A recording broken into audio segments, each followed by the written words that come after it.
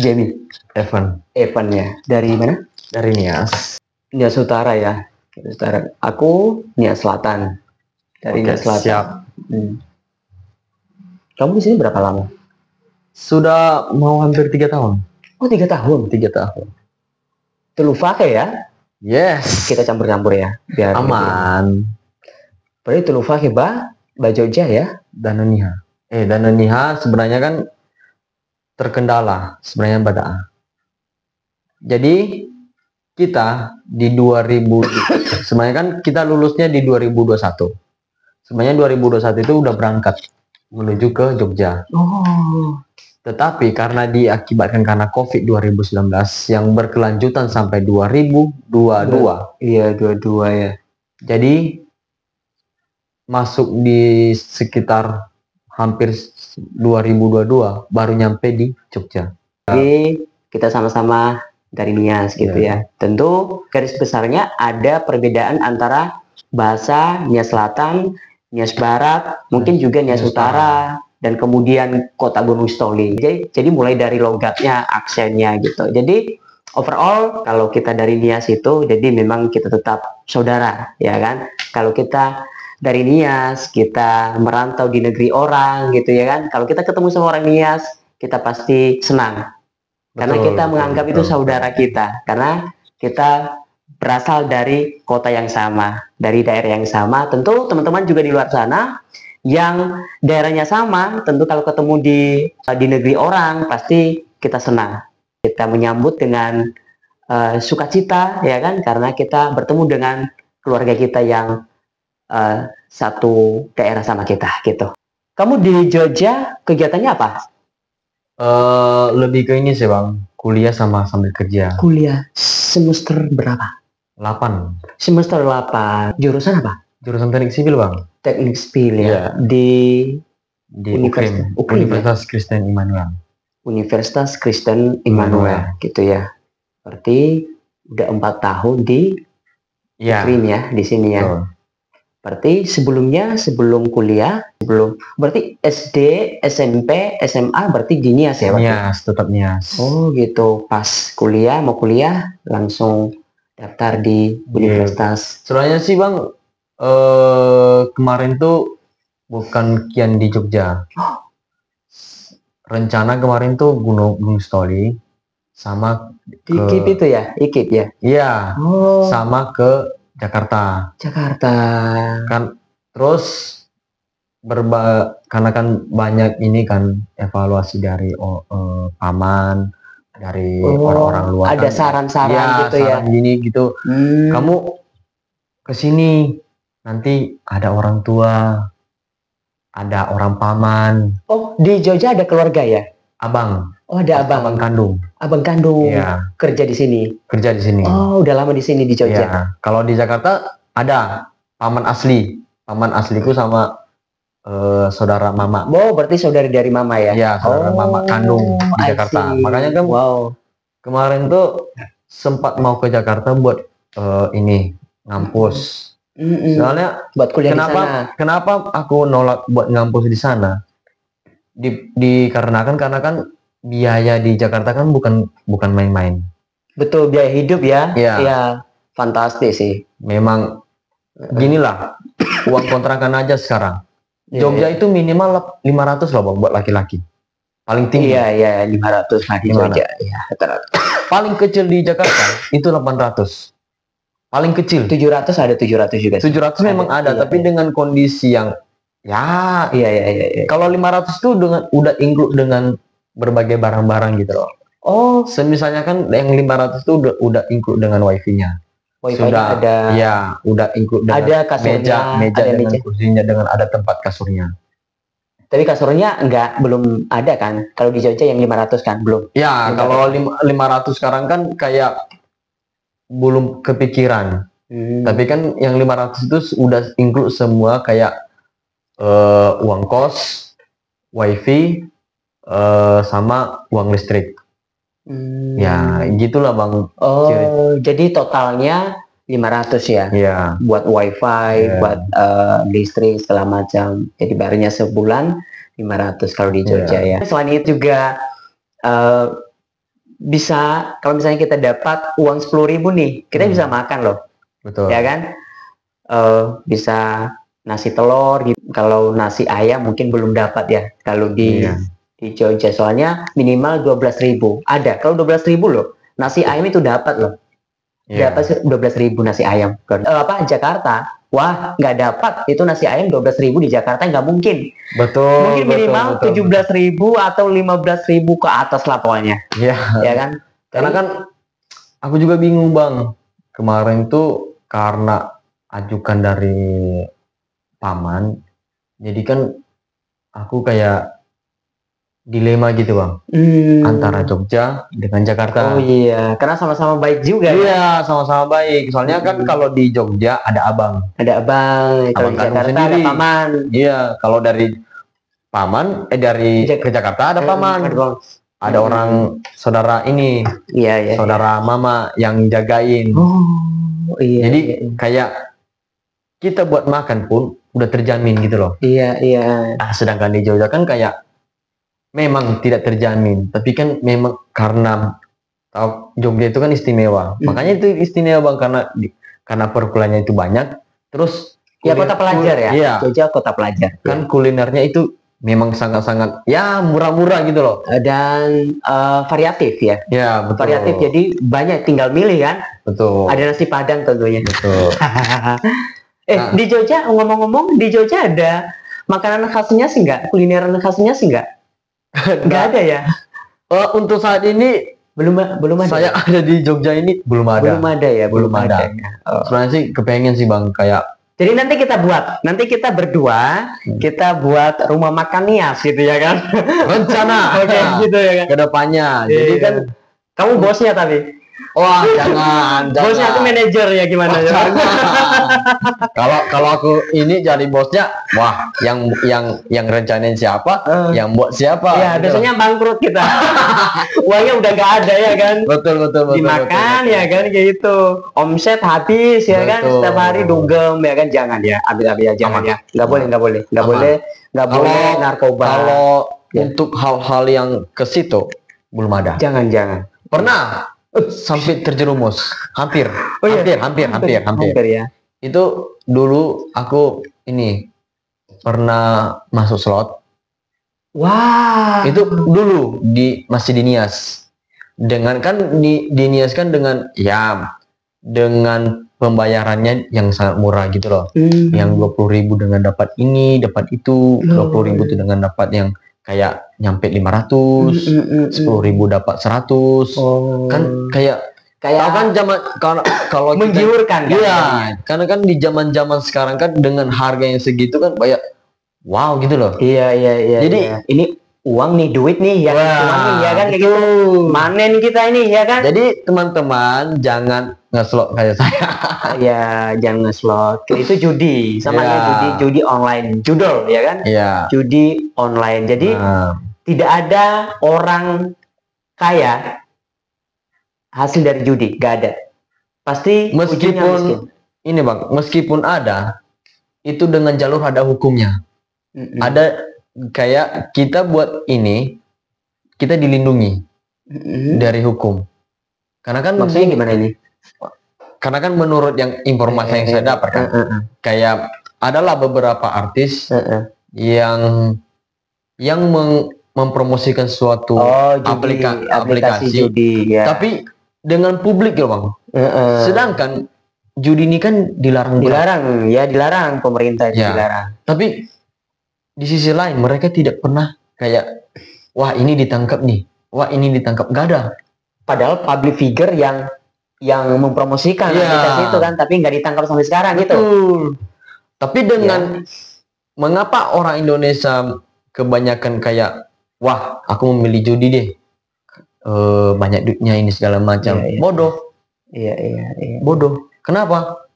Karena kan mereka membuang duit mereka dengan hal yang tidak gini loh.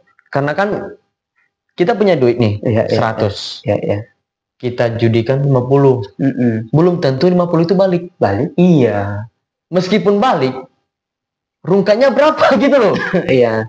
Semua udah tersistem. Mereka itu udah itu namanya yang bandarnya udah tahu lah gitu ya kan. Nggak mungkin mereka bodoh kan. Mereka udah tahu kita menang berapa ya kan. Pasti nggak mau rugi. Bandar itu nggak mau rugi. Gitu. Makanya kan gini bang. Makanya kan yang bandarnya ini kan main cantik. Iya. Menangkin dulu. Iya. 1, 2, 3 kali kan menang dulu. Terus tidak dikasih wings. Tidak dikasih stick apa namanya? Skater, nggak dikasih skater. Top up lagi. Ya, top up lagi dengan jumlah yang sangat gede. Iya.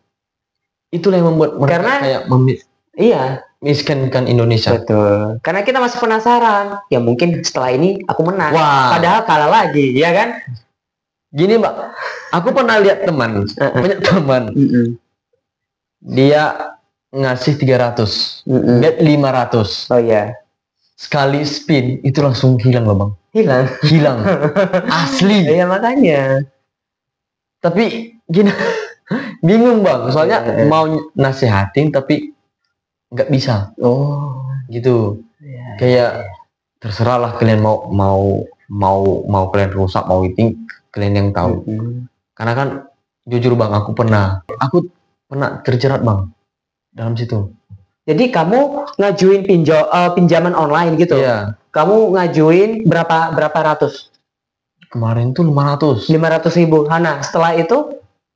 Ya, cuma modal KTP doang kan? KTP dengan nomor WA doang. Nah, terus gimana? Habis itu ditagih tuh. Kamu bayar nggak? Itu kan lewatnya kan itu dengan 3 hari. Dengan teleponan yang sangat luar biasa. Kamu pinjam nih, ya kan? Kemudian itu tenor berapa kemarin tuh 0, berapa? Bukan persen. Berapa tenornya? Tenornya masa angsurannya. Masa angsurannya tuh 3 bulan. 3 bulan ya? 3 bulan. Berarti 3 bulan dibagi 5. Iya. Berarti bayarnya per bulan berapa? Per minggu bang. Loh, kok per minggu? Per minggu ya? Iya per minggu dulu itu antara sekitar 2 mingguan. Ini pinjol itu per minggu atau per bulan ya? Karena kan aku kan kemarin tuh karena kayak ini bang, kayak aku juga nggak pengalaman soalnya. Iya, aku juga nggak ngerti. Jadi aku ngecoba. Cair tuh, ya kan? Ya, cair tuh. 500 ribu, ya kan? Nah, setelah berapa lama? Ada seminggu nggak ditelepon, ditagih? Enggak, kayak sekitar 2 minggu. 2 minggu kayaknya. 2 mingguan. 2 minggu ditagih. Ditelepon. Kayak bukan telepon sih bang, lebih ke WhatsApp, chat. Apa? Ini tanggal ini pembayaran. Oh, reminder. Ya. Reminder mengingatkan. Ya. Jatuh tempo tanggal sekian gitu ya kan. Jadi tolong dibayar ya. Dibayarin. Kalau misalnya ditunda ya masih ini kan belum ini toh. Oke. Nah, terus kamu langsung bayar pas jatuh tempo enggak? Itu kan karena tahulah kan bang, kita kan orang Indonesia dengan kekurangan pekerjaan yang sangat luar biasa. Jadi aku bayarnya itu dengan ngecicil gitu loh. Nah gitu. Jadi ya banyak lah teleponan yang aku kayak diteror ya. Kemarin tuh sempat konsultasi kan, karena kan memang udah dibayar semua, udah lunas. Kamu yang lunasin. Tapi masih teleponan. Kamu yang lunasin gitu. Iya. Oh. Tapi masih ditelepon. Mereka ngomong apa itu? Gimana ngomongnya? Enggak, kayak maki-maki enggak mereka? Enggak, calling doang, calling. Dia bilang apa? Kayak pemberitahuan gini segala macam. Warisi dong. Iya. Ya, jadi buat pengaturan, buat ngeblok gitu loh. Terus telepon dari admin pinjolnya. Ya. Buat Bang, ini gimana bang? Kenapa setelah dibayar kok masih ada teleponan? Iya. Emang masalahnya di mananya gitu loh. Nah, baru kan konsultasi dari adminnya ngasih tahu bahwa wah ada masalah bang, ini segala macam belum dibayar, ada kaitan dengan aplikasi ini, ada kaitan dengan satu aplikasi ini gitu loh. Jadi aku kira kayak oh nanti bakalan selesai nih. Sempat di kemarin tuh masuk di aplikasi lain. Ini kan udah masuk nih, masuk aplikasi lain, bayar berapa? Buat 100.000.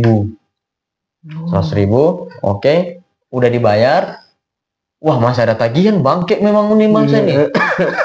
Terus karena kan ini kan ditelepon terus kan, telepon dari pihak adminnya sampai 5 hari ya, ngechat gua gini, bang, mas, jadi nggak perbaikan akun ini segala macam. Nggak tertarik dong, karena kan aku tahu kan mindset mereka itu kayak, wah bayar lagi, wah nanti kan ada bunganya, bunganya itu kan dibayar lagi bang. Kemarin itu udah dibayar loh 100, tapi bunganya berapa? Sekitar 25.000. Iya, kan rugi dong. Aku kayak, wah bangke nih orang betul. Jadi setelah itu aku nggak ngerespon akun mereka, WA mereka itu saya ini arsipkan gitu loh. Oh, diarsipkan. Iya, meski kemarin tuh ditelepon nggak saya angkat bang. Nggak jadi angkat ya. Jadi kartuku itu aku lepasin untuk sementara. Nah, kemarin itu kan masih ada sisa kan bang, sekitar 10.000-an lah kalau nggak salah. 10.000-an. Terus itu kan sebelum jatuh tempo bayar. Ternyata tidak ada lagi teleponan bang. Syukurnya nggak diteror lagi dong. Jadi aman. Jadi kan kemarin itu kan karena memang pepet bang, karena kuliah gitu. Jadi banyak kayak ini loh, harus dia fotokopi segala macam. Ya, buat teman-teman di luar sana yang sudah sempat minjem di aplikasi online, pinjaman online gitu, pinjol, segera berhenti ya. Kalau misalnya udah terlanjur, ya udah dibayar, diselesaikan. Kemudian kalau udah selesai, jangan coba-coba minjem lagi, ya kan? Karena kita yang rugi sendiri. Datanya kita nanti itu kan nggak diawasi oleh otoritas jasa keuangan atau OJK. Jadi nanti data kita itu disalahgunakan sama mereka, pihak pinjol itu. Jadi ini pelajaran buat kita semuanya. Kalau sudah terlanjur, ya mau gimana lagi? Ya belum. Udah sidang belum? Belum bang. Oh, belum. Kan kalau sempro udah? Masih belum. Belum juga. Ya, soalnya kan ini masih terkendala dengan mata kuliah yang kayak di bawahnya gitu loh bang. Oh gitu. Karena kan ini ada yang ketinggalan ada ketinggalan ya. Kemarin itu kan karena perpindahan kurikulum yang 2024. Jadi kan kami kan masih dulunya di angkatan kami itu masih mengikuti kurikulum 19. Nah, jadi gara-gara perubahan kurikulum itu mata kuliah yang sebenarnya kami ambil di atas udah jadi ke bawah. Jadi misalnya kan ini mata kuliah ini kan digenap nih, sebenarnya udah digenap di atasnya.